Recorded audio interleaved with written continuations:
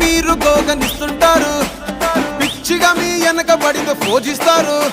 Status లో single అని పెట్టేస్తారు, లవర్ ఉన్నదాని ఫ్రెండ్ ను ట్రై చేస్తారు.